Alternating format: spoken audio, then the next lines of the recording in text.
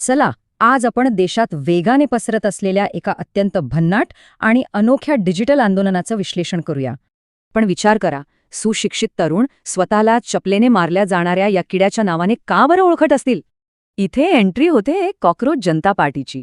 रस्त्यावर उतरण्याऐवजी पूर्णपणे व्यंग आणि मीम्सवर चालणारा हा एक अनोखा डिजिटल निषेध आहे.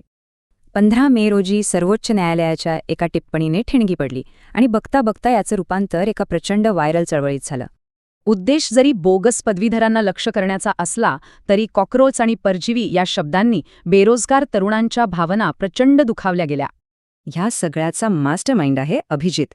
बोस्टन युनिव्हर्सिटीमधून पब्लिक रिलेशन्स शिकलेला हा अवघा 30 वर्षांचा तरुण आहे. 2023 पर्यंत त्याने एका मोठ्या राजकीय पक्षाच्या सोशल मीडिया टीममध्ये काम करत भन्नाट मीम कॅम्पेन्स चालवल्या होत्या. या पक्षात सामील होण्याची पहिली अट म्हणजे खिशात मोठ्या पदव्या असूनही व्यक्ती घोर बेरोजगार असणं सक्तीचं आहे. दुसरी अट म्हणजे अंगभर आळस, म्हणजेच अंगावरचं पांघरूण न काढता देशात क्रांती घडून आणण्याची इच्छा असली पाहिजे.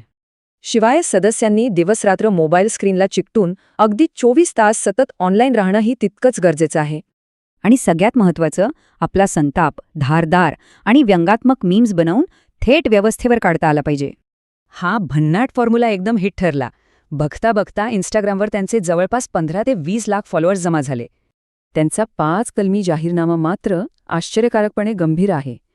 यात महिला समानता, खऱ्या प्रश्नांवर चर्चा आणि पक्षांतराला कडक विरोध आहे. पण या व्हायरल विनोदाच्या आत रखडलेली भरती, पेपरफुटी आणि संपत चाललेल्या वयोमर्यादेचे एक भीषण आणि संतापजनक वास्तव दडलंय.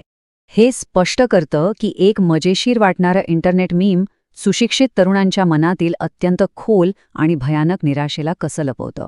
मग प्रश्न पडतो, हा फक्त एक तात्पुरता डिजिटल ट्रेंड आहे की व्यवस्थेवरील विश्वासाला गेलेला एक कायमस्वरूपी गंभीर तडा?